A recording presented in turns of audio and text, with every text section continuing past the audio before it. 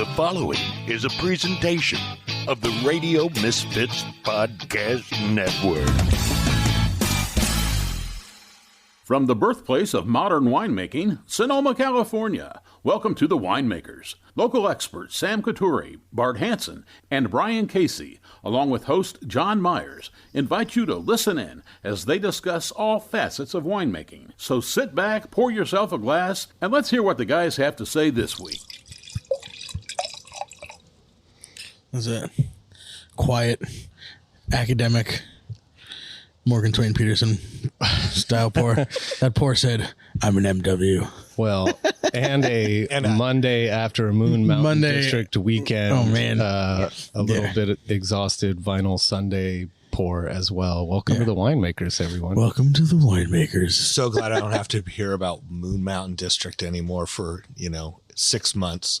Well, that's perfect. I brought a little Moon Mountain. Right. Because we never talk about Moon Mountain District on this show. It's always Moon Mountain District Day in Sonoma. Well, some days it's the Rossi Ranch. That's true. Right, exactly. All right. Welcome to the Winemaker. There we go. Bart, bring the energy. Yeah. You didn't do anything this weekend. Ouch, Sam, that hurts. Well, why are we gathered here today? We're gathered here today to talk about hospitality. And it's funny. I went and I kind of just Googled the word hospitality. And of course, it's exactly what you think it is, right? The definition. There's no underlying root word or anything, at least not that deep for me. But then I Googled who does hospitality best. And it's really interesting. There were lists by country. The French say they do it the best. There's people that think the Swiss do it the best. I'm going to say Dubai. Germans, that wasn't mentioned. I thought that was interesting. But ancient Greece as well. Ancient Greece said that. There you go. So anyway, here we are. We have Grant Wood from Bedrock. Decant with Grant. Decant with Grant. Yeah. And Jasmine Egan, who I've decided her title is Mama Bear at 16600. How do you feel about that, Jasmine? As long as none of them are my actual children, I'm fine with that. I don't know. Well, thank you so much for having me here. It's really exciting, and I'm happy to represent Bedrock and talk about 16600 and what the world of hospitality kind of means for all of us. I mean, we all have background, right? I'm restaurant guy. Jasmine and I met working in restaurants. Grant, I don't know if you have previous restaurant or hospitality experience before. A little bit of restaurant, but my hospitality career, I suppose, started when I was in high school. I worked a lot of catering. And so being, 16, 17, 18 years old, growing up in Napa, doing catering was just doing dinners and lunches at wineries. And so we had a couple big accounts, like Gala was one of our big accounts. So being up on Moon Mountain the other day for Reaching for the Moon was really kind of surreal for me, because I remember going there as just a kid, basically, to serve dinners and lunches. And so it was fun being there, kind of fast forward to my career today and be in that same space in a different capacity. So 15 years ago, you were one of those people running around making that event go. Oh, absolutely. Yeah. Oh, yeah, exactly. A lot of times it's funny. Doing, catering when you're in high school, a lot of the chefs are very encourageable. So, a lot of times if they just say well, if they don't ask your age, just don't tell them. Yeah. And so, chef wants you to try a pairing or this or that, give it a shot. And that was actually kind of what really opened me up to the world of wine was, at a young age, looking at wine as more of an extension of the table as opposed to an alcoholic delivery system. And so I think that's a great lesson, I think, as a teenager, to see that as something as part of the table and something to respect, as opposed to something that other teenagers do and which we definitely did as kids too. Growing up in Napa, there's not much else to bust into somebody's wine cellar, drink wine way above your pay grade or understanding. Yes. Yeah. I've heard about that happening. Yeah. It's funny. Dane has picked up a job working for a catering company and got his first kind of experience of that. And he has no training whatsoever in that. And his comments were, it's really hard work, and that's something you have to remember, regardless whether you're, I think, serving food or serving customers. It is hard work, right? Absolutely. Service industry is something that I think everybody should experience. I think there's and we've all probably been at the receiving end of people who have never had to serve others. And it's never the most fun part of the industry, is it? Well, Bart, growing up in Petaluma, did you work in hospitality at all? No, my father was a painting contractor. I scraped windows, Okay. prepped things for that. So no. Although after he passed away, and this was more of an adult, I worked, my cousin Jim had a catering company. I worked as a bartender. And then I guess I forgot I did work at Dempsey's when it first opened, but again, bartender.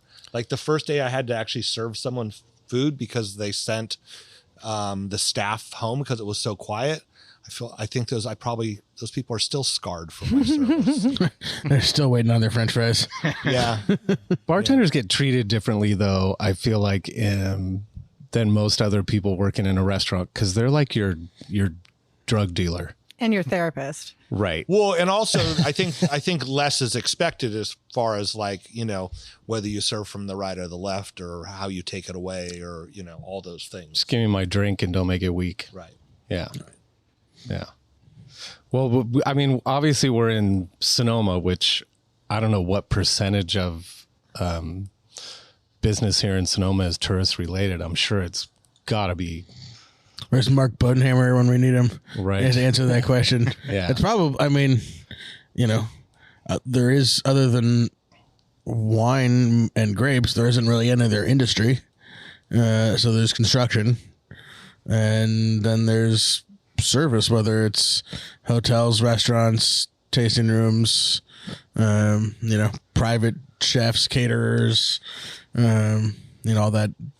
And then retail, right, which is essentially another form of hospitality when done right. Right. Yeah, totally. Yeah, well, the service industry in general, I mean, it's, for a long time, the U.S. was a manufacturing economy, and now the World Bank says that the U.S. is more than like 3/4 of the U.S. GDP is service industry and 2/3 for the world. So, I think what really inspired me to want to do a podcast on hospitality is because service industry and hospitality is such a growing part of our economy and what we do on an everyday basis that, more and more jobs are devoted to service, especially in a world where like human connection seems to be kind of farther and farther apart with AI and smartphones and all these things. Hospitality is beautiful and the magic in that you get to, have real human connection with people. And that's something that I don't think AI or anything like that can really replace. But I feel like, especially coming out of the pandemic, things switched a little bit. There seemed to be a shift of people not wanting to work in hospitality, and it was a real struggle to actually get people to work. So then, as a result, owners of businesses like restaurants or tasting rooms look to sort of both streamline labor and also find technological assistance in helping where even Sandra, who owns the Girl in the Fig, I remember, it was like 10 years ago, she talked about putting iPads out on the tables out on the patio so that people could just like basically order their own food and drinks and send their own order in. That's been going on for a long time. And then with the addition of, then you had people staying at home. And so then the growth of Amazon and people not even going out to stores to buy things and then having everything delivered to your home. So then that affected restaurants in another way because people were using DoorDash and not even going out for, like a meal like we think of here where people go out to dinner and it's a 2-hour long experience. I feel like the last 5 years has been a real transition in hospitality. Well, I think sorry. No, go ahead. I was just going to say also, I think there's a lot more restaurants with counter service, at least placing your order, than what there used to be. You used to not go into, or if it was truly a counter service type of place. But there's more and more restaurants putting out really good food that someone doesn't come to you and take your order. You place your order at the counter, right? Yep. And that's a direct result too of cutting down on labor cost. Staffing is finding a way to do more with less, because if anyone doesn't know this, the margins on running a restaurant are slim. You're making most of your money up on, number one is liquor, and then it's wine, and your food cost is, something you really have to keep an eye on. But there's not a lot of money to be made. So unless you're running a tight ship, you will fail. I guess people know that restaurants, there's a certain percentage that, I think it was as high as like 50% of restaurants that open fail within 3 years or something. First year, something like that. Yeah, it's crazy. Mm-hmm. So you really have to be mindful of the way you're running your restaurant. And there was a shift in what people expected too, of going out to dinner, of, it used to be the linen, and they wanted more of that fine dining atmosphere.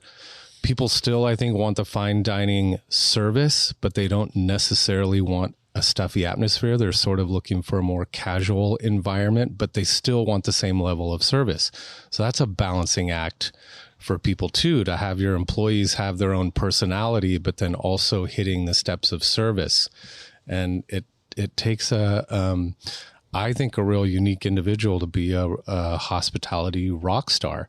And I feel like when I was coming up, back in the day when I was coming up, the old man at the table, it was, just like my your career. Orders in rock. I started as a dishwasher at Steamer Gold Landing, and then became a busser, and then became a server, and then learned how to bartend, then learned how to cook, then started managing, then became a wine director, then a somm, then a beverage director. That was like the trajectory of things. And now when I would go to hire a busser, because it used to be you were a busser so that you could work your way up to become a server. Now, I would talk to parents and say, "What are your kids doing?" And they'd say, "Oh, they're not interested in working in restaurants." I think it's global access too, that people have just a different idea of careers in hospitality. So I think there's a lot to chew on with this show. It depends. Grant, I'm going to let you lead it, because we took notes. We were talking this morning that which is unprecedented. Yeah, this can go in so many different directions, and sort of the state of hospitality currently. But I think more focusing sort of on what we do we're all tasting room people, wine people at the end of the day, at least currently. So kind of focusing on that and what we do, I think. Sure. Yeah, absolutely. Well, I think, it's a great way to kind of transition into like that difference between service and hospitality. And the service industry is just simply what you do for somebody, getting the right, glass to the right person, the right plate of food or whatever. But, hospitality truly is how you make people feel. Because, at the end of the day, no matter where you go, whether it's counter service, whether it's the French Laundry, whether it's, any winery here in Sonoma or abroad, more often than not, people are going to remember how you made them feel, more so than that dish that they had, that glass of wine, what vintage it was. And so I think what's fun about doing this particular podcast on hospitality is that it's a whole side of the wine world that I don't think a lot of people get to think about a lot. We experience it a lot. People that go out wine tasting, there's, you see that side of it, but so much of the conversation is always about the wine and growing. And that's what we all love. I love, the agricultural aspect of all of this, and that's what makes it all possible to begin with. But for me in my career, I've always been on the service and hospitality side. I've worked a little production here or there. Bedrock has been really great. When I first started, to let me work one day a week in the cellar and make sure. And it was my job just not to fuck anything up. But don't touch that. Yeah. Don't touch that. Yeah. Finger check. Oh. Oh, yes. He didn't lose any. This shows I don't have kids. Yeah. But I was really appreciative to at Bedrock to work in the cellar and work alongside with Coda Kitty and Seth, and really see the incredible hard work that they do. The beauty of having that experience working a little bit in a cellar, and I'm not somebody I would hire for a cellar job, but I was grateful to be able to help out in the best way that I could and learn just a ton from it. But the best part about that was bringing it back to the tasting room. 100%. Absolutely. Anytime you can cross-train people and they understand a little bit more about what the people around them are doing, it makes them a better employee. And when you can then, it gives you stories to tell that you can share with your guests, right? Absolutely.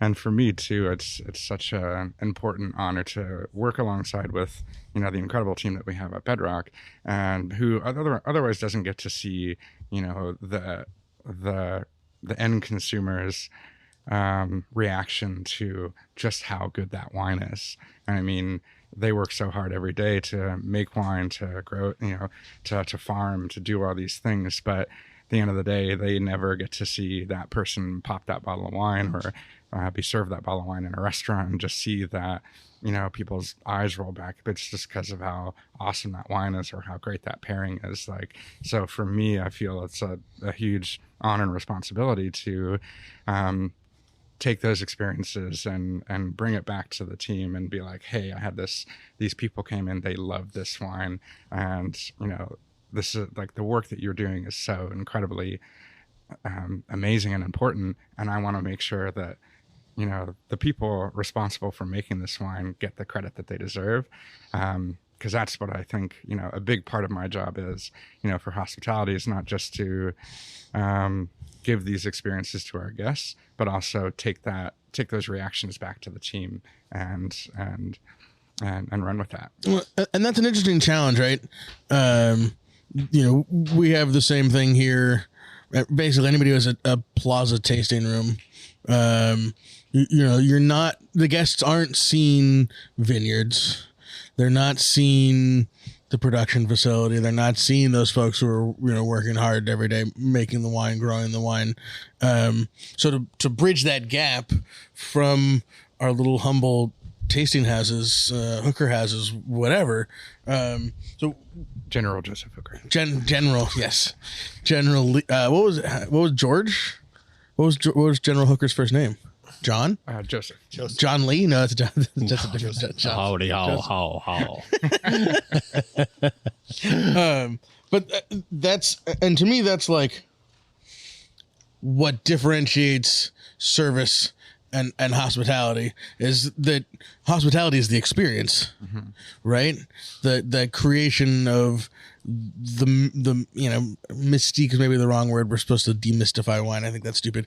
But the creation of the mind's image of how this wine got into the glass is hospitality. Service is pouring the wine in the glass, and then when the glass is empty, taking it and washing it, right? Absolutely. And I think so what my teammate Aista and I do in the tasting room every day is, we both have this great service hospitality background that for me, like my personal approach to service is like, that's why I even wanted to go through the Court of Master Sommeliers and become a certified sommelier, so I could just learn those muscle memory, fine-tuned steps of like proper types of service. Because the whole purpose of service in that capacity is so that your guest doesn't notice when something's out of place. Like I think a great service professional, somebody that really is dialed into giving an experience to somebody, like, it's just knowing when that person needs an extra little bit of water, knowing when that person, might is ready for the next wine. Like all these things that, you just build this muscle memory with over time. I mean, I've been doing this for, in wine business since I was 20, and, hospitality since a teenager, really. You just build this muscle memory of like, just knowing that next and seeing that next step before it happens. But hospitality, though, is what the focus that Aista and I put on more so than anything. And service is just there to highlight, to put hospitality on a pedestal, because that enables us to, pay attention to what people say, pay attention to how they walk into your tasting room or your restaurant, and then using what little information that you can to just do that extra step to, surprise and delight people. And so I have a lot of fun examples that we can get into in a little bit. Well, we are, at least I am, I'm a professional eavesdropper in a lot of ways, working in restaurants and working in tasting rooms. You pick up these little kernels of information, and then, 2 minutes later you show up with something that they were talking about, and they're like, oh my God. Exactly. Yeah. No, I love them. Those are my favorite moments. Yeah. I mean, I'm always looking for, any opportunity that I can do something that's specific to that guest. You know, I mean, this is when like some of my hospitality heroes are, you know, Danny Meyer, Bobby Stuckey, and Will Gadura. You know, I mean, they're always talking about that, you know, one size fits one style of hospitality. And so, you know, there's things that you do for everybody. That's the service side, right? But the hospitality is when you're really, you know, making somebody truly feel heard, seen, and recognized. Yeah. As the newest member of the service industry, you know, at the table, I will tell you. I will tell you. Do we brand you after? There's something to be said about the service part of it. Like, I'm still learning how to pour a glass of water or pour a taste for somebody and not drip down the front of my own label or drip it on them or the table, you know. And it's something that I just took for granted, and I realized how bad I was at it. So, and I think those things are like just taken for granted, but yet when you actually do it to someone and then you have to get something to wipe it up, it takes away from the hospitality part. The service distracts from the hospitality. Absolutely. So. And I mean, I think, and you know, when it's one of those things that's almost like frustrates me a little bit. It's like when, because we put so much care and attention into those fine details so that we can let hospitality make it easier just to listen and to notice and to be truly present for somebody. You know, there's so many times I go to a restaurant or I go to, you know, another winery that maybe it's just me for doing this too long, but I just see everything that's going wrong, you know, and but then on the Jasmine knows. If for only entertainment purposes, going to dinner with Brian and Jasmine and listening to them destroy everything. The service, the food, the setting of the table, and then they switch into hospitality mode when the server comes over and asks how everything is. It's just absolute candy and roses. Oh, everything is so wonderful. We're so happy to be here. We understand it. We've seen both sides, and it's hard to turn that off. And that's, I think, people that are true hospitality professionals have that eye where they see when there's a handprint on the window, on the glass. They see when the linen's dirty. They see when the silverware has a spot on it. But no, we're not gonna ride the people. No. We just take mental notes. Yeah. And then it you know, it will our decisions on later visits will be based upon those experiences. Right. I would love the unpublished Yelp reviews of the draft Yelp reviews of Brian and Jasmine. No, I have a bunch of, you know, draft Yelp reviews that we said earlier, I've only made one bad review, but we won't go there.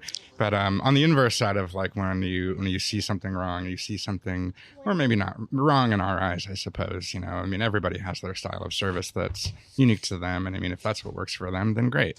But on the flip side of that, I'm always just filled with incredible joy when I see hospitality and service done amazingly well. Oh, yeah. Totally. I mean, it just lights my fire like nothing else. I mean, like my girlfriend and I went to press last year to celebrate her getting a new job, and that was just such a perfectly executed service, and their level of hospitality that they extended, you know, from Vincent Moreau to the sommelier that we had, that, you know, took us to the cellar, and, you know, just everything was timed perfect and was just more delicious than the last. It's like, it's those types of experiences that just make me want to take everything back to the drawing board, you know, everything. I mean, we already try very hard at Bedrock to you know, do absolutely everything that we can to notice everything, to take every little note in a reservation seriously. Because when you book a reservation online for Bedrock, I have a probably longer note section than is really necessary. But I love it when people actually take the time to write their occasion, write their guest names, write these things so that, you know, whether, you know, when they come in the door, I can address people by name and welcome them like they're coming home. You know, like one of my favorite Danny Meyer quotes is, "How do we blur the line of going out and coming home?" And that's something I think about constantly when we take in guests.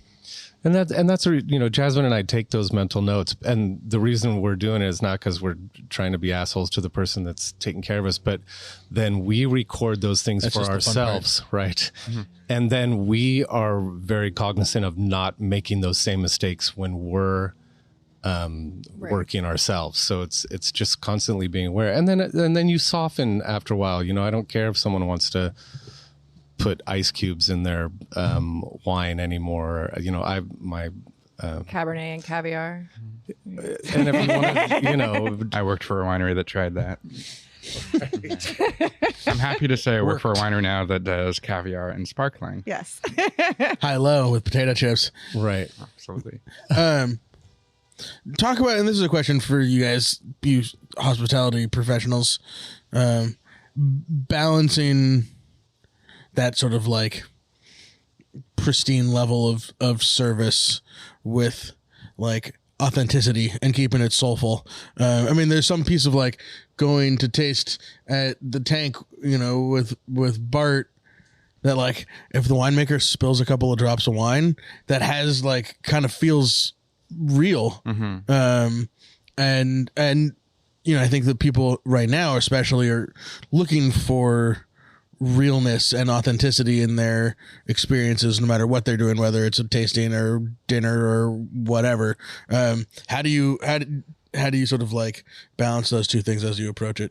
I think it's one of the ways of looking at that specifically is just knowing, you know, what type of, you know, experience, what type of time that guest wants to have. Like, you know, when I worked for a former winery that they had like, they would put, and I'm not saying this is great practice, but they would put, you know, customer types into like 4 different groups.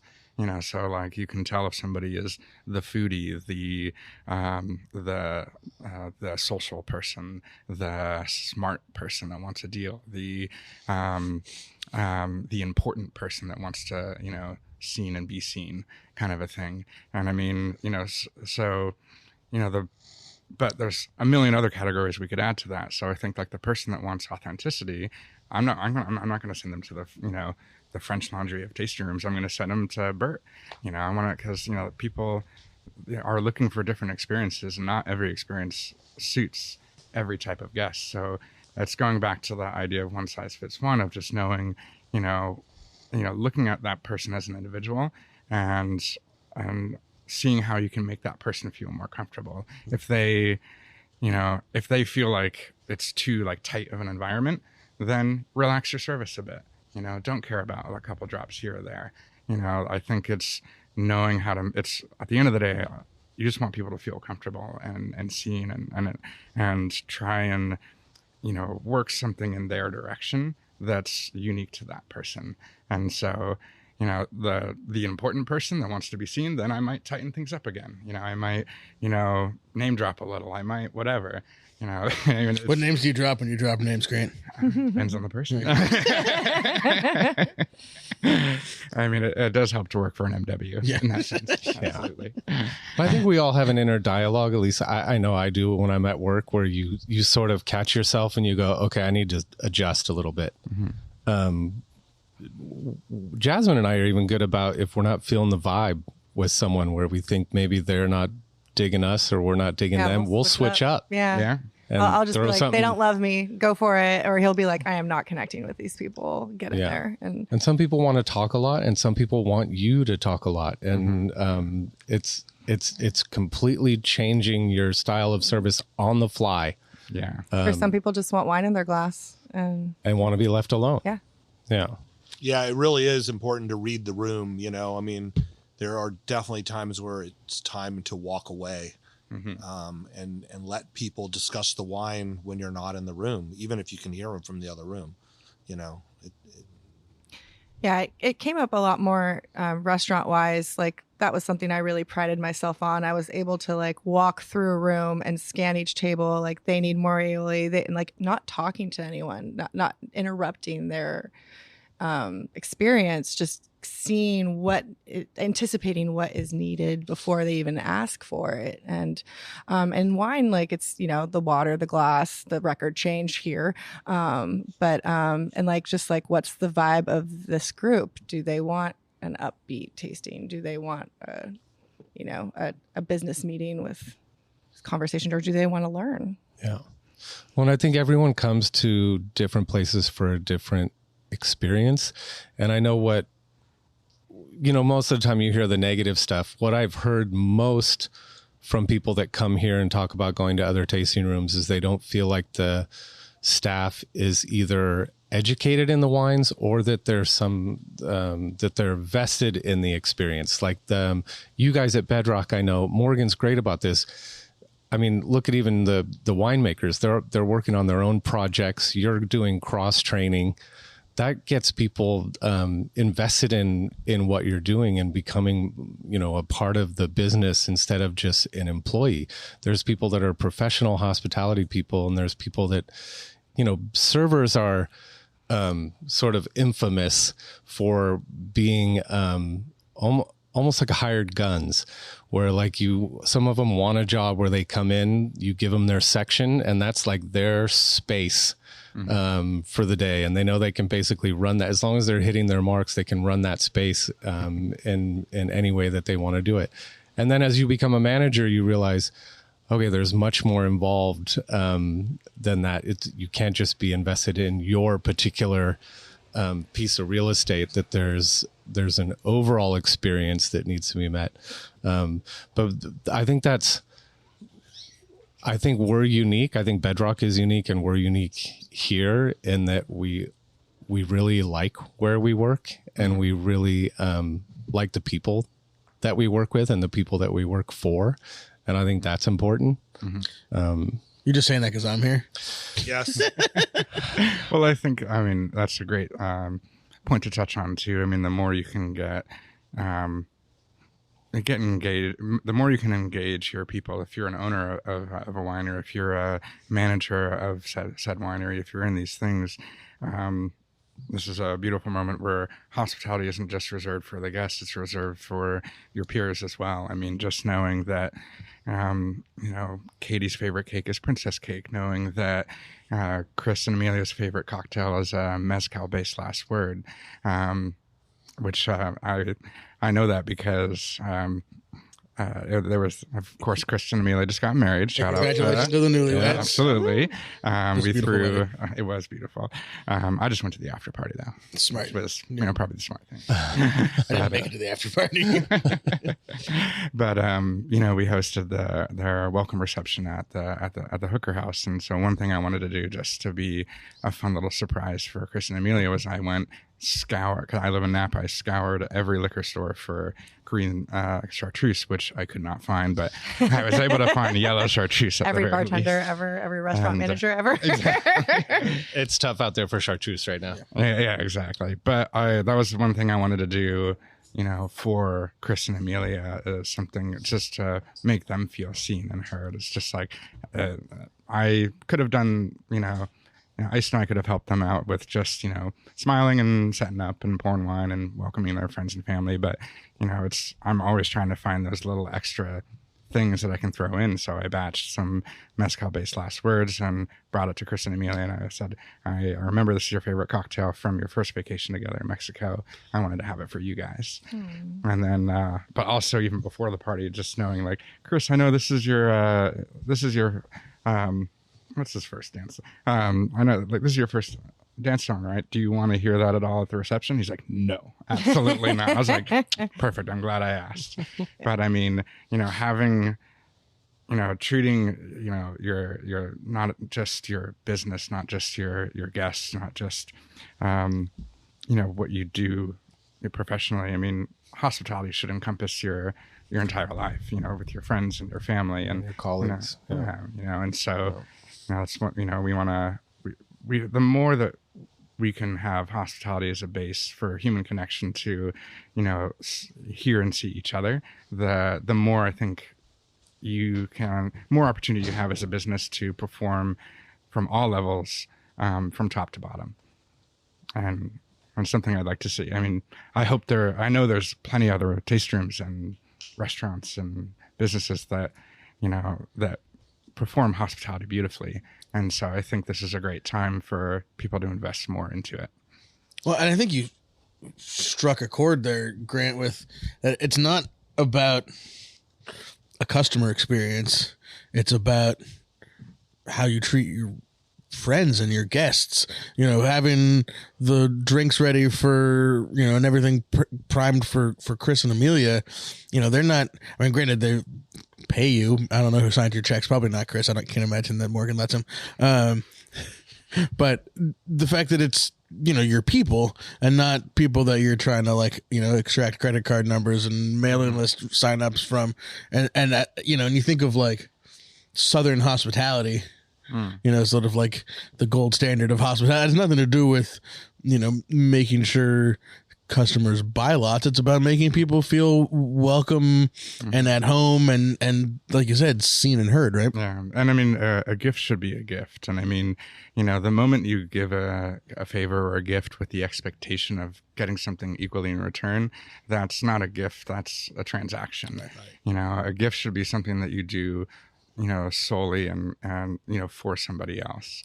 And so, that's something I'm always trying to think about. I mean, Well,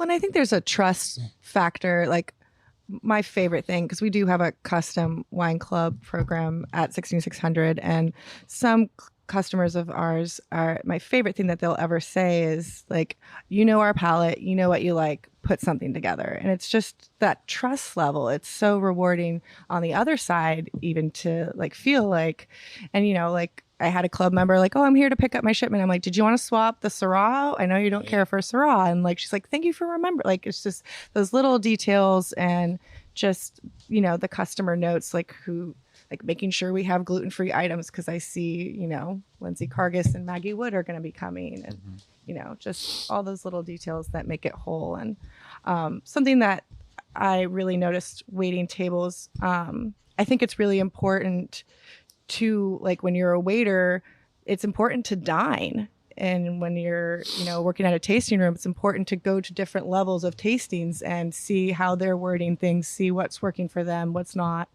and curating your own voice that doesn't feel so manufactured. But, I feel like our best servers at the Fig were ones that went out to dinner all the time. 100%. I remember, our friend Jared, who was the executive chef at the Fairmont, or is now down in Long Beach. The executive chef of restaurant to be opened and named later. Right. He thought it was funny that the guys that he was working with in the kitchen, when he asked them, where do you guys go out to eat? None of them went out to like fine dining restaurants, but they were putting out fine dining food. And they weren't getting the reaction that you were talking about, Grant, that, a lot of times as servers, you see people's smiles and you get those compliments, but sometimes the people behind the scenes don't have access to those. Mm-hmm. So Jared made it a point to take them out to dinner, where he would take them out to a fine dining. And he said, I want you to see what you guys do, because sometimes you get stuck in a thing where you're almost becoming like factory. You're just putting out these plates, and you don't realize what the end result is this smiling, thankful person at the end, when the server picks up that plate and takes it out into the dining room. And you have to go out and see what other people are doing. And that's how you pick up some of the coolest stuff too, is when you go out. I remember the first time I saw a little, those little purse hooks where the first time I went to a restaurant and they, whoever I probably was with my girlfriend at the time, then wife, and they asked if we needed a little hook for her purse so that the purse didn't sit on the floor. And I was like, ooh, that's really cool. That's a nice little like touch. That was one of the first things Nancy Lassiter purchased for the tasting room. I have one on my desk. Yeah, she bought like 1,000 of them, because that was so important to her, for people to have something. And to go with your conversation, or the conversation about going out to eat and understanding. I mean, I've always talked about that in production also. Like, if the cellar crew is just focused on processing fruit and just getting the work done, and they're not enjoying wine and not understanding wine, there's something that could be lost in the production. Absolutely. The finesse, the nuance of going through, taste all these barrels, make sure there's nothing wrong with them before you pump them into a tank. Well, if you don't know what a defect is, then guess what? You don't have any way of stopping it. So, it's very true. It was so great last week to see 5 or 6 Enterprise Vineyard crew that came over. They got off work early and came over and sat on this back table, and I just put bottles on the table for them. Because I mean, you guys make this. Yeah, absolutely. And it was nice to be able to take care of them and let them have that moment where they're like, oh, this is the end result of all that hard work that we do. I love hosting our Enterprise Vineyards team because I'm also like the little kid on the other side, like, what's going on in the vineyards? What are you doing? Right. What bug hormones are you putting in the vineyard?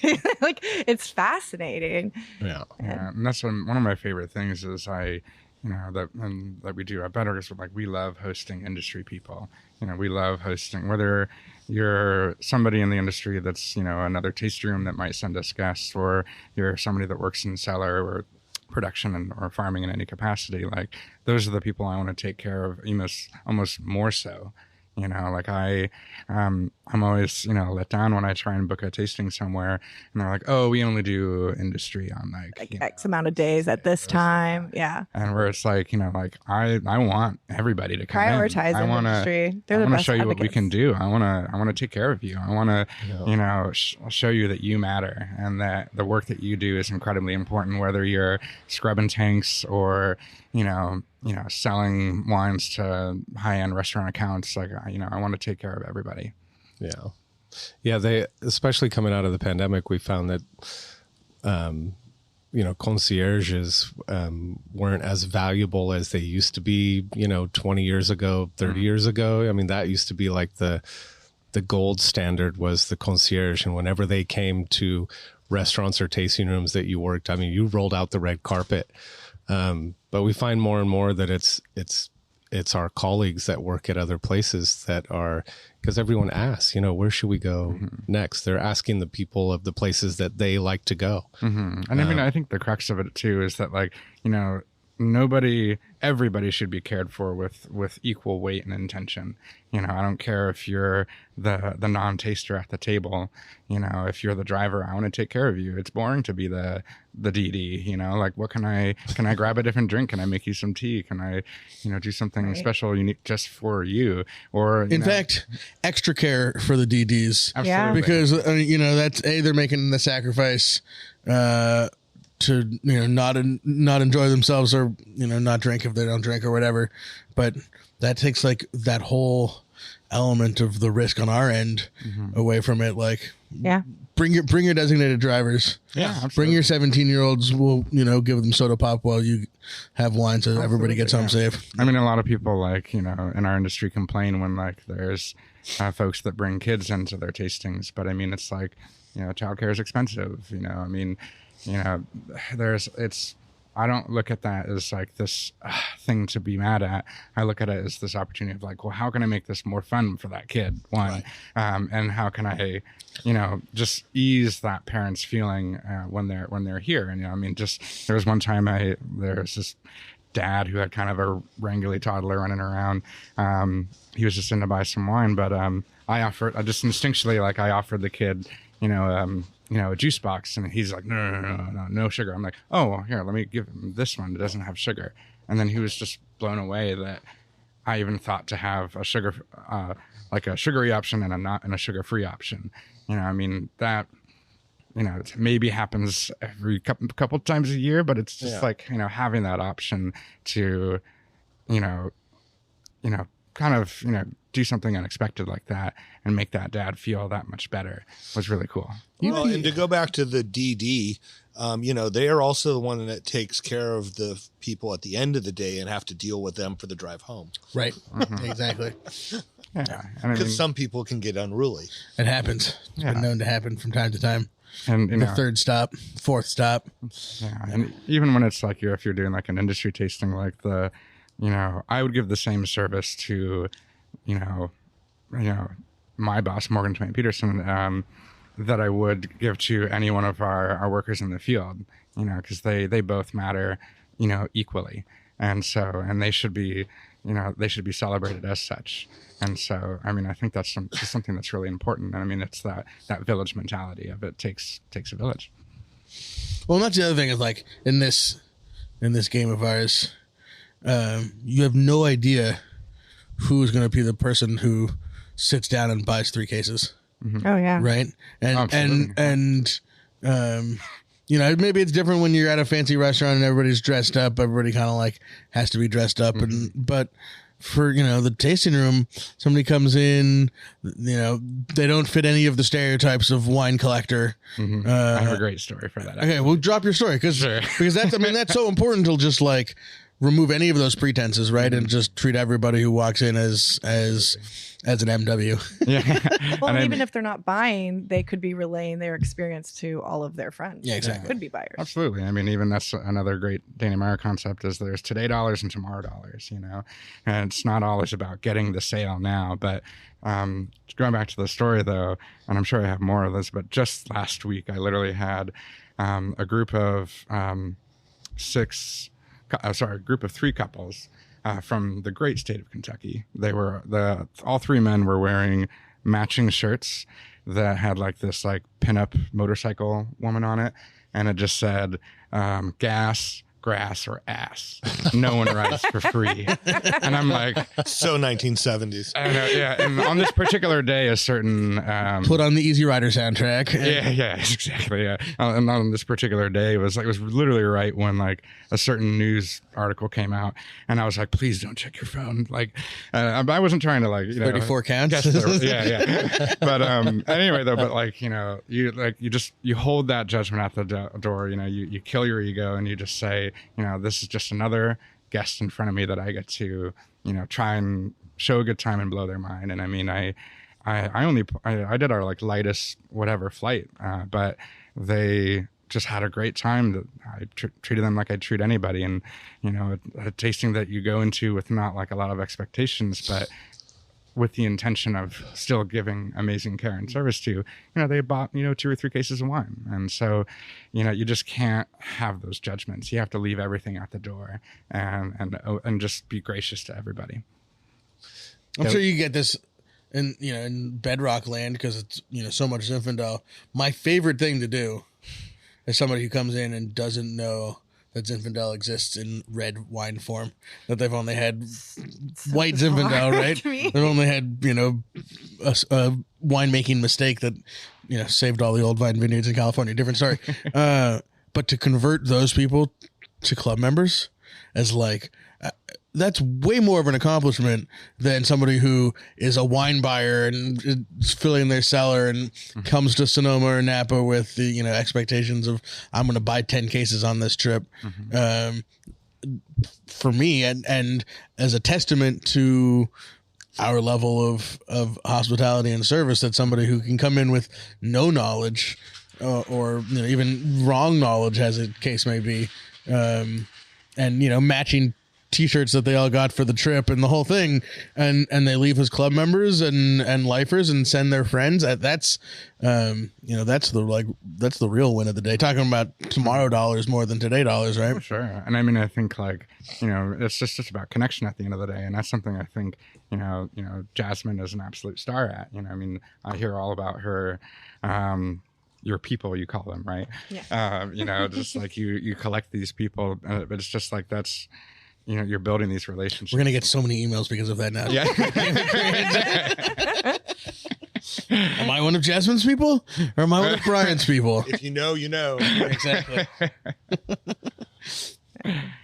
You're all Phil's people. That's what everybody. Yeah, as the complaint department, just Phil at whatever.com. Yeah, exactly. Well, no, and it's like I'm a little bit more behind the scenes at the tasting house, but when I see that a customer I signed up a few years ago is coming in, I make a point to like say hi, and it's so rewarding, you know, building these relationships. And I love that our environment is more of a home style environment. You feel like you're in someone's living room because these people, you know, they feel like family at a lot of times. Like at our events, like my job is now just saying hi and, you know, touching base and how's Tom doing in New York, and when is he coming back, and how's your kid doing? I saw you just graduated. You know, it's all those little things, and you know, it's like it's because they're truly wonderful people. Absolutely, yeah. And I mean, and that just is such a testament, I believe, to your hospitality. Thanks. You know, I mean, it's, you know, it's you could just, pour them wine and take their credit card and walk away. But, in this business, like the more that you care, the more that you get out of it. And the more that you want to, share this thing that we all do, the greater it is for everybody. And the more fulfilling it is for us individually. Well, and I think that's something this podcast has allowed all of us to do, is that we have that ability to have another layer of hospitality, for when people come out and you get a random, reservation. And the first thing I do is ask, so how did you hear about, me? And they say it's from the podcast. And all of a sudden there's a connection that makes it that much easier to start the conversation about, what they're looking for. So, absolutely. And that's why, I kind of going back to the reservation system is so important, because, I want people to put as much information down. It just makes my job easier. When somebody tells me it's a 40th birthday or a 40th anniversary, one thing I've done, one thing that we did early last year, there was a couple longtime list members that were celebrating a 35th anniversary. They had their kids in town. So I just texted Joel and I said, hey, do you have any 89 Ravenswood? Because he has a pretty old cellar of Ravenswood. And he was like, heard that. Right. Yeah. And then you got a book texted back to you about the 89 vintage and how No, Joel's, he's Pickberry ultimate. Joel's great. He's short and sweet. He's like, oh yeah, I'll drop it off for the annex.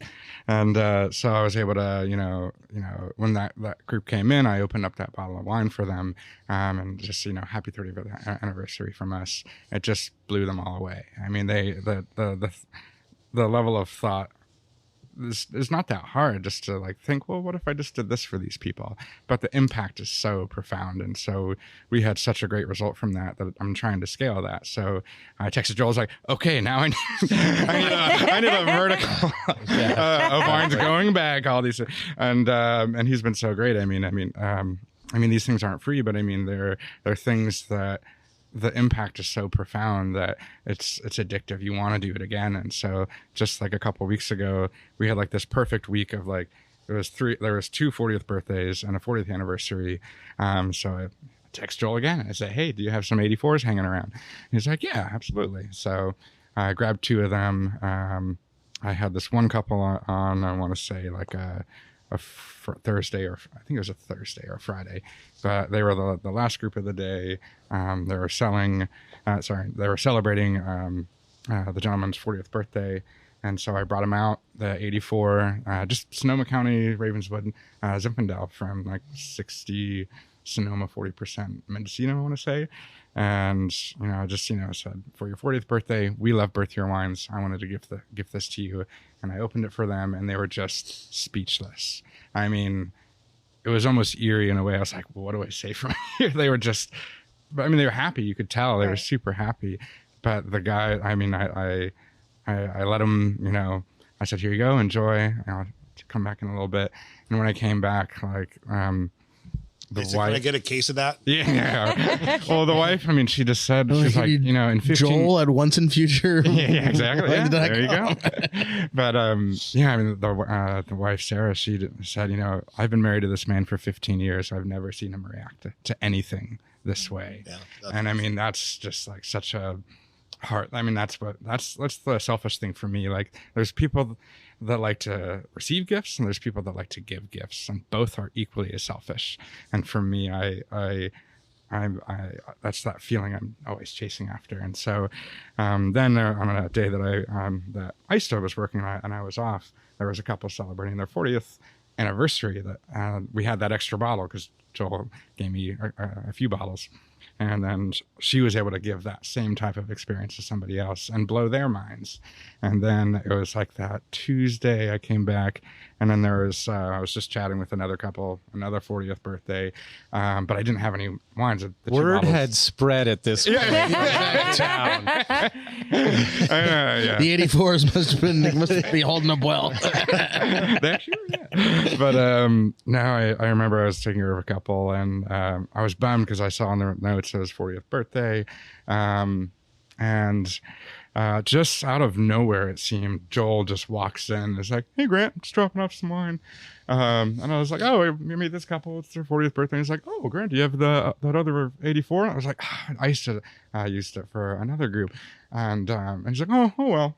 And then he just kind of went off his day. And then, I finished the tasting with the couple. They were super sweet. And, they just loved the attention. They loved that I was, paying attention to them and honoring them. But like, I immediately texted Joel and said, "Hey, I need another one of those bottles." I know they're checking out of the lodge today. They said they're going to check into a hotel in Yountville. I'm going to call that hotel and see if I can drop off that bottle for them. And so I called the hotel, confirmed that they were staying there, and asked if I could drop that bottle. And the innkeeper of that hotel in Yountville was just blown away about that level of thought and care that she, now she wants to come and visit Bedrock on her 40th birthday. Yeah. I was going to say, you're going to get poached after this show comes out. No. You would have been one of the best Four Seasons employees, because we were actively encouraged to do things like that for people. But it has to come from, if Morgan and Joel weren't, and Chris weren't allowing you to do those things, here, I've only worked in one other tasting room, and it was sort of the normal model where this is the tasting, this is the list of things we're pouring.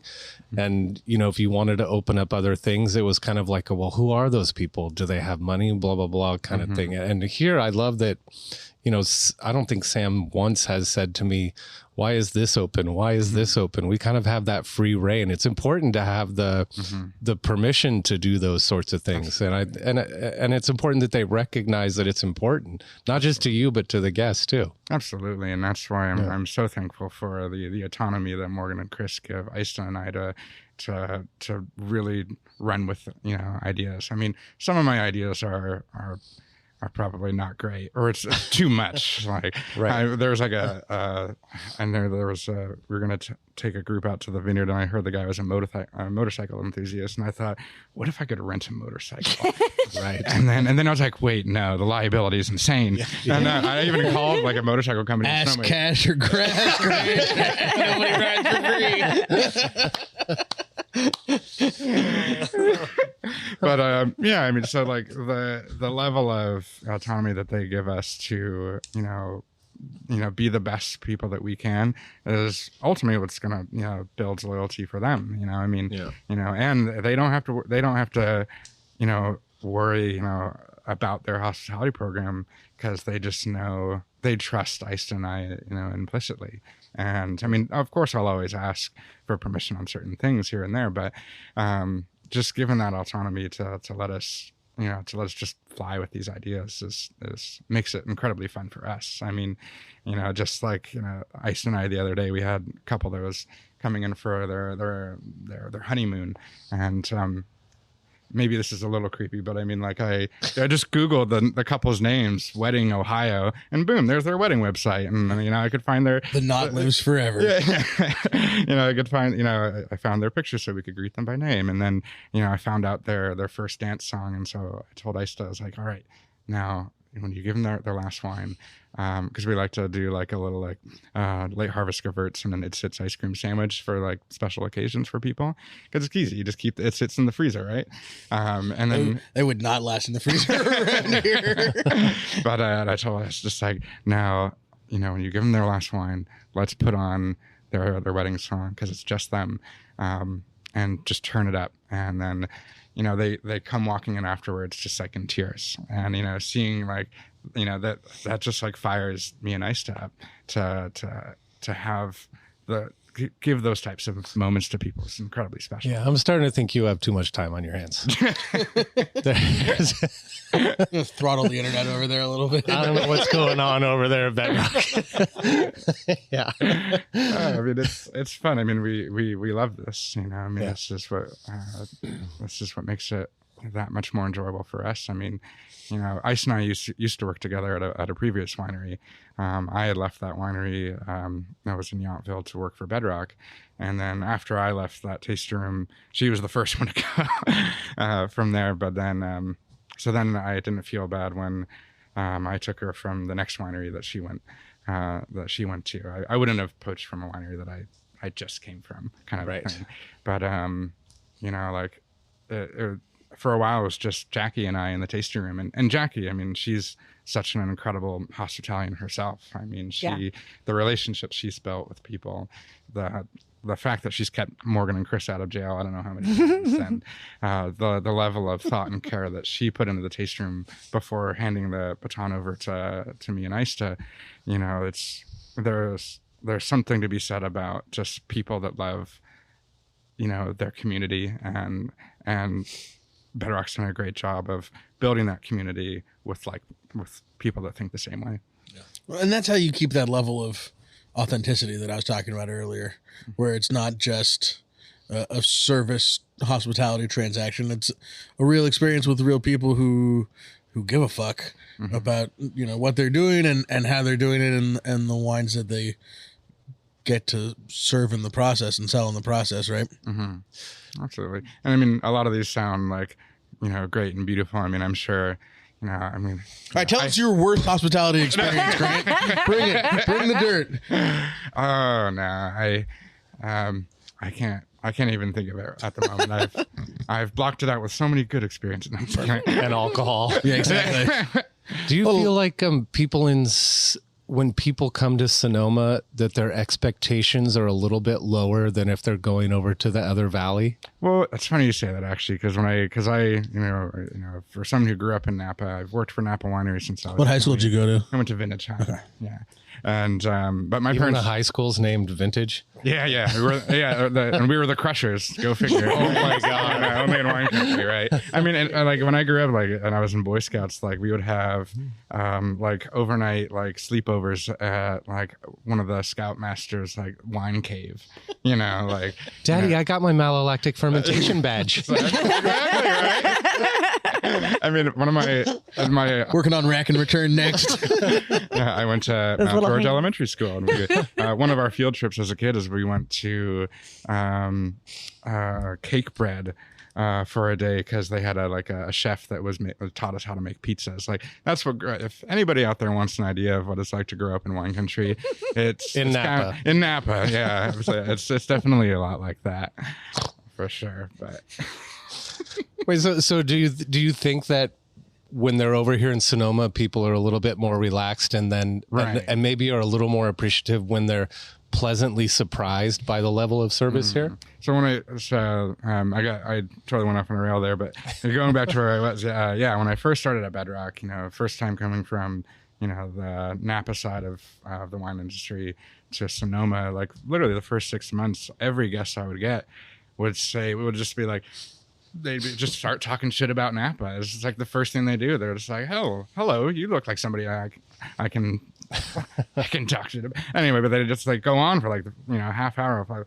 Like, we stopped going to Napa. It's too expensive. It's too whatever. We go to Sonoma. I'm like, so I grew up in Napa, and so it's just always funny. But more often than not, to answer your question, I think, you know, there's people that that are looking for different types of experiences and different price points, and you know Napa, you know, has a way of pricing certain people out at certain stages. I mean, you know, like I understand like all these articles that you see in like the Chronicle lately of how like Napa and Sonoma has gotten too expensive and all these things, but I mean, you know, it's when you have a place that has 3 million visitors a year, you know, it's the second most visited destination to Disneyland, you know, there's only so long a region can sustain free tastings and this and that. And also a staff, I mean, think of like, you know, I mean, like the staff to make wine too at these levels. Like, it's expensive to live here. It's you know, to do all these things, you know, the more popular places like Napa and Sonoma get, the more those prices are just naturally gonna rise. So, I mean, I think certain people outgrow certain things. So more often than not, I think the people that leave Napa, it's because they're just tired of the expense and this and that. And I get it. I absolutely understand that. And Sonoma is like that next, you know, I don't want to say it's a step down because it isn't. I mean, I mean, people always think there's this big competition between Napa and Sonoma, and I mean, I certainly don't feel that way. That's because you grew up in Napa. Yeah, right, exactly. And I still live there. Someone turn his mic down.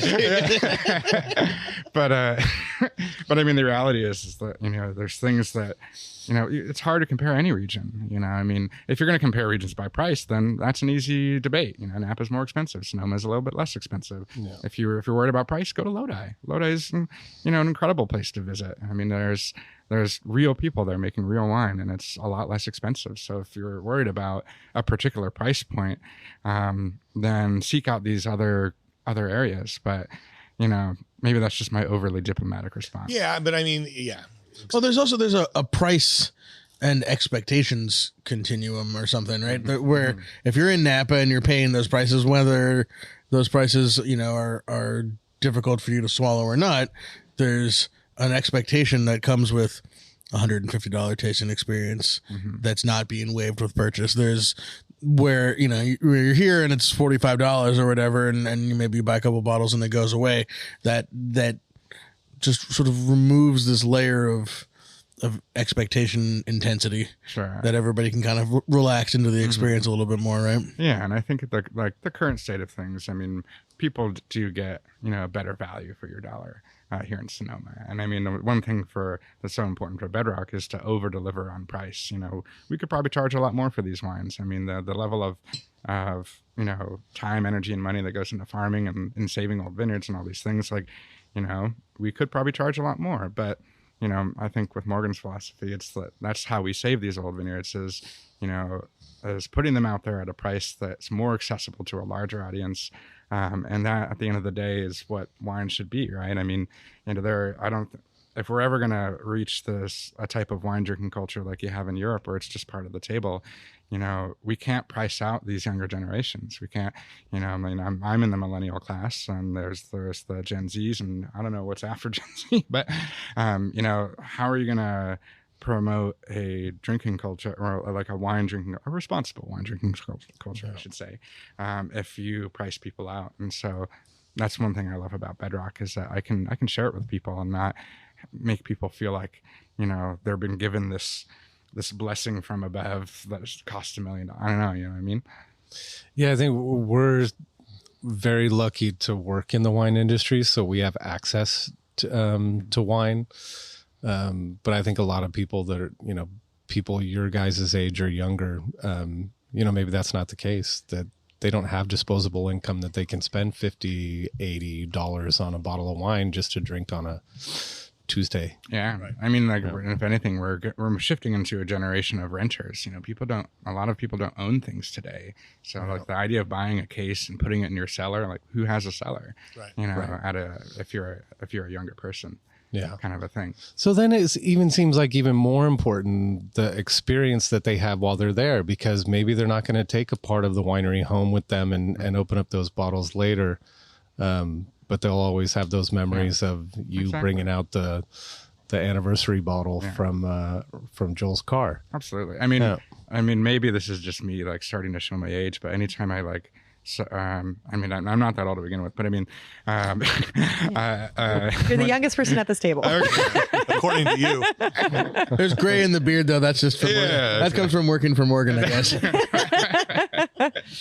But like, I always look at it like a challenge. Like when there's a family that comes in, they're like celebrating their kid's 21st birthday, whatever. Like, maybe I'm just gonna like I like latch onto them. I'm like, what do you like? Like, what wines do you like? How can I get you into this? Like, I'm like, I don't know. Maybe I'm like a bad drug dealer. I don't know. You're a groomer. But yeah, groomer. Yeah, I'm a bad. Yeah, you're just starting at 21. But, you know, it's fun. Like, but I want to know. That's like, you know, like, what are you drinking? I love it though to see when somebody has, you know, when I ID them and it says, you know, their birth year is 2000 and they're old enough to drink, and I just think shit. For one, but two, it's like, you know. All right, how can we connect to this? Like, that person matters to me just as much as the person buying a half a pallet of wine. I don't care. Yeah. You know, and I think that type of energy is infectious, and I think that's what gets people excited. Well, and it goes back to the today dollar, tomorrow dollar thing. Mm-hmm. You know, I can't tell you how many times we've had people who came here on a West Wine tour. You know, they spent their money to get here. They're not going to be buying wine. Right. They don't have, they're like you said, they don't have an apartment with a place to store wine. Maybe they bought, 2 bottles to waive their tasting fee or something and brought them home in their suitcase. 5 years later, they're showing back up at our door. They got that big job finally. They got their, house locked down. They got married, and now they're wine buyers. But because you gave them an experience 5 years ago that treated them as equals and didn't, expect less of them or give them less, because there was less buying power, all of a sudden those tomorrow dollars start cashing in, right? Absolutely. And there's truly, you talk about gratifying things that we get to experience. That's another one of them of people who've been here, had an experience, came back with their family, whatever it is, and then are now at a stage in their lives where they are buying wine to collect and become wine drinkers. That's those are those little wins or big wins, really. And that goes back to that notion that, people are going to forget what, plate of food you serve them or what, or this or that, but they're always going to remember how you made them feel. I mean, that's something my girlfriend and I talk about all the time when we think about, when we've gone out to the French Laundry or to Press or to, we had an amazing time at Kenzo for our 2-year anniversary, they made us feel special. Yeah. And that is, a feeling worth chasing. It was always my number one pet peeve working in high-end restaurants when we would buy shit for people that were rich or celebrities. Yeah. I'm like, they have shit. They can pay for it. Why are we buying shit for them? It was, I always loved using my PR account to get it for like people that were on a first date or, the awkward couple that you could tell didn't have a lot of money to spend, but you would buy dessert for them or something. It drove me crazy that you always wanted to it was a weird thing to buy shit. Conan O'Brien does not need his panna cotta comped. No. That's true. He's doing just everybody fine. Like a VIP, yeah. Yeah, and you wanted that couple to feel like they were getting the same level of same experience that the celebrity over in the corner was getting. They were getting attention paid to them as well. Yeah, I love that. Oh, that's funny. So, before I forget, speaking of wines, I have a wine here for Jasmine. Happy anniversary, by the way, Jasmine. Yeah. It's actually today, right? Tomorrow. Wedding. Oh, shut up. Birth year? This is my only birth year wine. My parents never collected it for me, and I was born in a really great birth year. Thank you. Of course. What are you going to tell everyone on the show what your birth year? 1989. Okay. Taylor Swift. Yeah. Oh, thank you. I can't wait. 89 what though? You got a Ravenswood? I've got Ravenswood, Gregory Cabernet Sauvignon, Sonoma Valley, made and bottled at Ravenswood. It's 12%. Gregory's Carneros. Oh, okay. 88% Cabernet, 12% Merlot. It's off of it was off of Burnside, if I remember right. Like where Burnside hits Hyde. Okay. And I love that there's a bottling date. That's fun. What's the bottling date? August 20th, 1991. Just in time for the new wines to come in. Yeah. Make some room in those barrels. Oh, I'm so excited. Thank you. Absolutely. So I just wanted to share that. Yeah. Yay. 35 this year. Perfect time. Now I know what Jasmine's drinking on July Bastille 14th. Day. Yeah. 15th, 14th. 14th. Yeah. Nailed it. Hospitality. The hospitality product. Yeah. What have been like some memorable experiences for you guys over the years? Like, I can't remember any of them. I mean, that's one of the great things about spending your life in hospitality, wine, is, wherever you went, you go to a restaurant, they find out that you're in the wine business, there's like that extra level of love and magic. And so you totally feel like you're celebrities wherever you go. And it's just because all your friends are in the service industry and are hoping for whatever wine is left on the table at the end of the night gets left behind. Right. I don't know. I've had some great Danny Meyer restaurant experiences, the Union Square Cafe, RIP. what was the Blue Hill before it was only at Stone Barns when I was in the city. Some great like New York hospitality experiences. Showing up at a John George restaurant in like jeans and a waffle print shirt because Robert came and made the reservation for you. But that was some celebrity treatment, I guess. Yeah, I don't know. Brian at the Fairmont always made, when Ian and I would dine, very special. Like we celebrated one of our dating anniversaries there, and Date-iversary. And it, yeah, we had red carpet, and there was a couple Figgies working there at the time, which just made it more fun. That's when Jack and Sharon were there, and I miss the cheese cart. Cheese cart and the Love a good cheese cart. Love a good cheese cart. A lot of my experiences were working for the Four Seasons because they're very good about the same thing that you do about collecting information. And so they know more about their guests than any other company. And they make sure that the guests feel important when they come, and the kids feel important, and the pets feel important.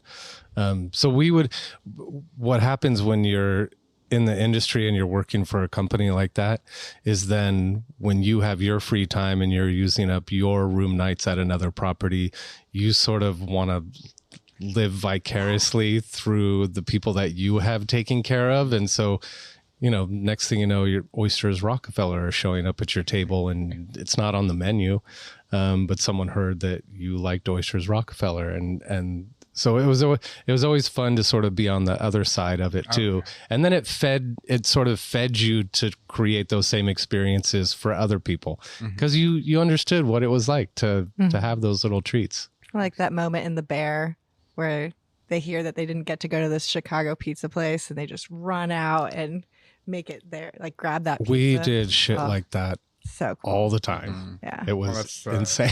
Yeah. I mean, all of that's from, Will Gadura's book, Unreasonable Hospitality. I mean, a lot of the concepts we've talked about today, I mean, have all been inspired by, my heroes like Will Gadura and Bobby Stuckey and Danny Meyer. I mean, those are, the people that, are paving the way for people like me to just, to be better at my job. And, and I hope to help inspire others to keep going as well and to pay it forward. That's a huge part of it, though, is the training aspect of it too in hospitality right now.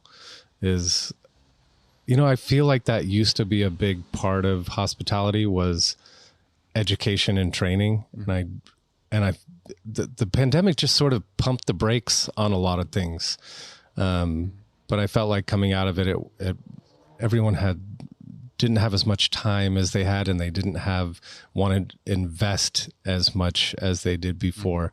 And I hope we see that again. I think if anything, now is the time to really make that investment into, hospitality and what you can directly do with the people that are in front of you.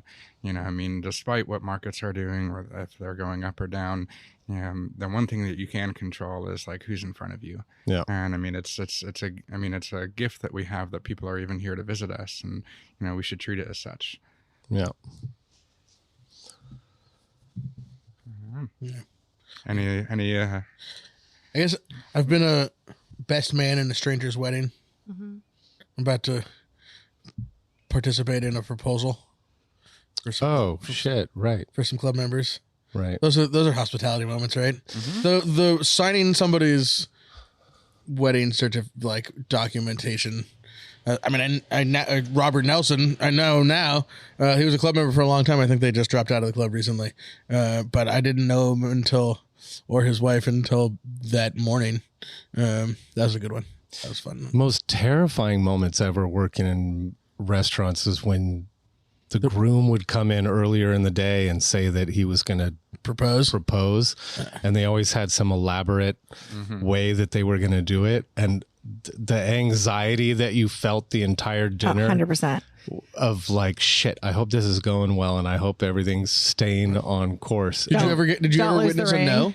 I'm sure I did, because it happened so many times, but I don't remember the no's. I remember the whew, thank God. All right. We've had a champagne and get him out the door. To me, it was like don't lose the ring and don't kill the customer if they eat the ring. And it's like Right. stop putting rings in food. Like, You finished that martini fast. There was something in it. Yeah, we've had a few proposals at Bedrock Vineyard. That's a good spot for it. Mm-hmm. Yeah. And they all said yes. Yeah. Well, Morgan's married. Chris is married now. Everybody's There's magic happening at that vineyard. definitely. Now, one of my favorite moments was a punishment where a couple was in a fight that came in, and you could tell they weren't talking to each other. I don't know what he had done, but she was pissed, and she grabbed the wine list, and it was organized by price. And I saw her just scrolling all the way down to the bottom. And she's like, we'll have this $3,500 a bottle, Screaming Eagle. And he looks at the price and he's like, no, we won't have that. She looked at me and said, bring it. And I was like, sweet. Yes, ma'am. I was so curious about what he had done. Something bad. Nothing that a $3,500 bottle of Screaming Eagle can't fix, apparently. Maybe share it with her. Feeling Did like she share it with him. I mean, Kobe Bryant's ring that he bought for Vanessa comes to mind. right. Yeah. Well, what do you think people can do better here in Sonoma? I don't know about like any one place. It's not about like, I think just in general, like the more that we can try to like help support one another to do these things. Like, Yeah. I think like one thing I try to do is like, and Jasmine and I are pretty good at this here and there. It's like, hey, like I just took care of these people. They're coming to you next. Here's some, little notes about them, Yeah. Reds or whites only. And I mean, what we could do as a community is just like just knowing to like pass the baton. If we here in Sonoma could, just like communicate down the line. Because I mean, when you're having these conversations with people, they're telling you where they went, where they're going, all these things. Like, Yep. If you see they're already running a little late, offer to call the next place for them. 100%. And make sure you can set them up. People are out here on vacation, they're on a bubble, and sometimes they don't, time ceases to exist here and there. And so, sure, it's frustrating when guests are late or this or that, but I have there's no always idea how far it is from Sonoma to Healdsburg. Right. I mean, and that's something Or they're overserved. right. Yeah. I mean, that's something also like when you're talking to people and they're making a guest and, to inquire, where are you going? Do you need help, setting up your time in Sonoma so they don't try to drive to Healdsburg in 15 minutes. And then the other thing that I think is important is asking them where they're going after you. So that way, and what time their appointment is, so you can be respectful and not be pouring them another glass when they need to be driving already. I've found that's really important. I always like to know people's itineraries. And then there's times where they'll tell me that they're going to 7 tastings. I'm like, no. No. It's also like an easy way to perform, a gracious act of hospitality, even when you're not there, is like, when a couple gets engaged, you can you hear what their hotel is, you call their hotel and say, hey, guess what? Like this couple, they're staying with you. They just got engaged today. Can I have you guys send a bottle to their room? Or more often than not, if it's a good hotel, they'll just offer to send a bottle themselves. So it's like, it didn't cost anything to make that happen, but the impact is huge when that does get there. Right. And so I think, the best way we can, pay it forward for everybody is something that's going to make, all of us kind of stand out. Sharing that information. All right. How do we get a hold of Grant? Make a reservation at Bedrock. Yeah, and I mean, what I'd be doing right now is I'd be looking at the best vintages over the last 40 years. And I'd be calling and saying it's my birthday. I'm going to start checking IDs. 1998. Right? Yeah. Well, one thing I should add to that is, we don't have, not everybody has a Joel they can text. So, I think for people out there at other wineries that. Oh, we're just going to start texting Joel also. But I think like there's other special things you can always offer people, like, just like a simple note and like, a little like extra glass of wine and something like that is go, just something to do that little bit of extra thing to go above and beyond, I think really helps. And I mean, you know, like, I mean, those are some of my favorite examples of when I can open a bottle of wine, but I can't do that every day, you know? And so like, you know, I'm always trying to think of ways that I can incorporate something, you know, to people. So anytime you want to like visit Bedrock, you know, make the notes. I read those notes. We want to be the best, you know, experience that we can for you. I mean, you're choosing to visit us. You know, that's the gift you're giving me. You know, now it's my turn to give a gift to you, to thank you for that. And so, you know, make a reservation. You could do email us tastings at bedrockwineco.com. You can email me, Grant, at bedrockwineco.com. You can send complaints to Joel at onceandfuturewines.com. But, Right. Joel, I know informative wine experience in Bordeaux in 1982. Can you help me out? Well, Joel's going to blow up because, Sam, I know you and I are both, you said the other day you're bullish on Merlot. The Once and Future Merlot, I don't know if he's still making it from Carneros, is like one of my faves in California right now. So. Poised for a comeback, Merlot is. 100%. Absolutely. No, it's actually, Merlot is one of my, Taylor, my girlfriend and I's favorite wines together. Great Merlot was, Absolutely. in fact, you know, 2 words, well, 1 word, Petrus. Right. Sure, Right? absolutely, yeah. Well, and it's funny too, like, so my Taylor now works for a very fancy winery.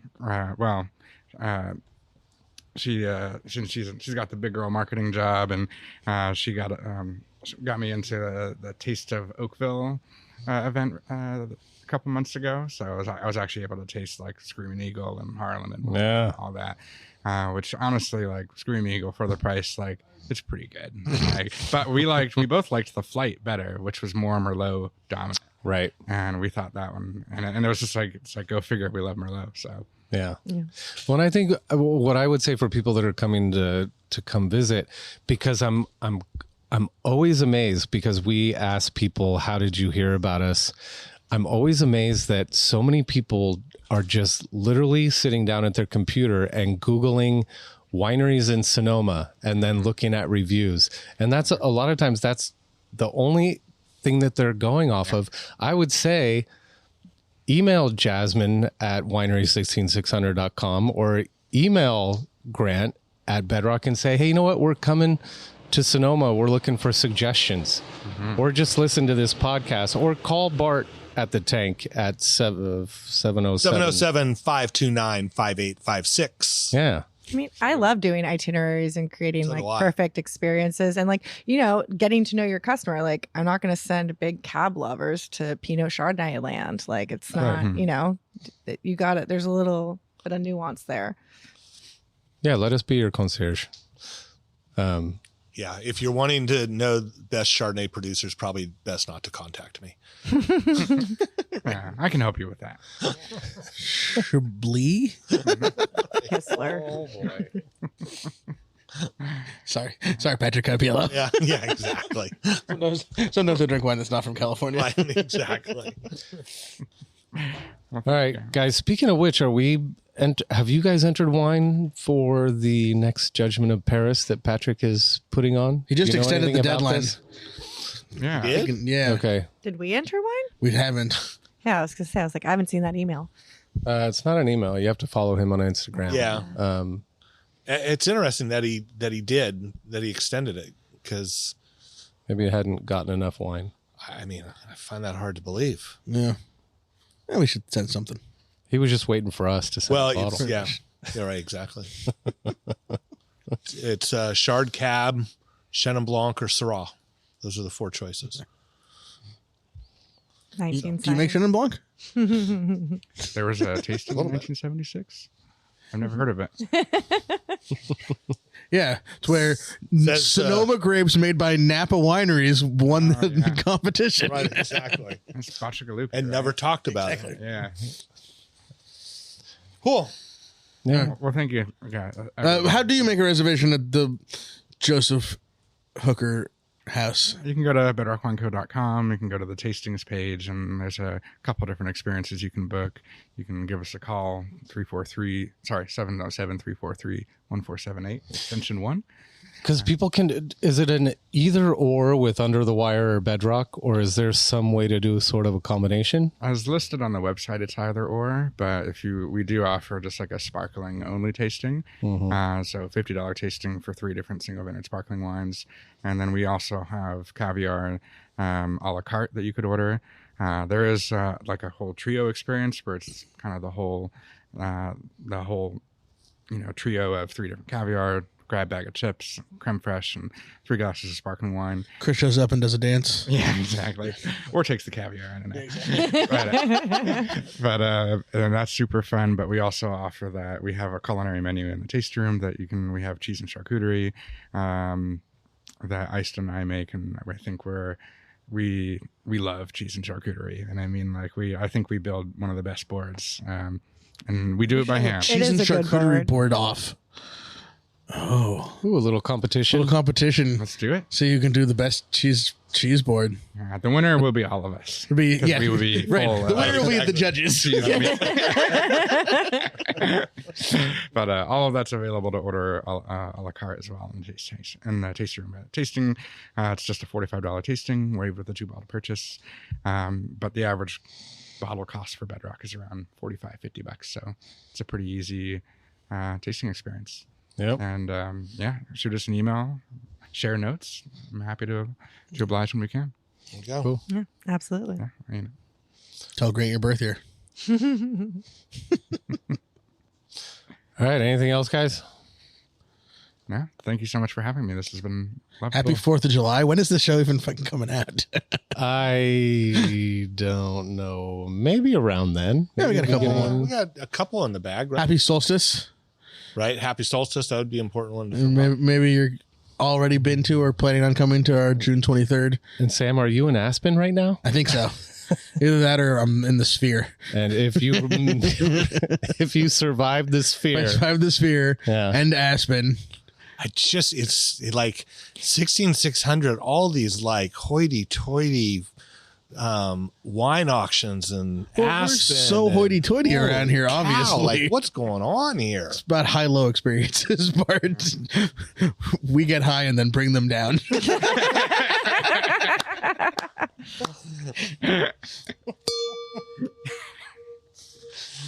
all right, subscribe, review, Tell your push friends. Tell your friends. Smash that like button. Right. Jasmine, thank you for joining us today. You're welcome. It's been a pleasure. Grant, thank you. Thank you. Yeah, Great Guys, topic. next week. Thanks, guys. Peace.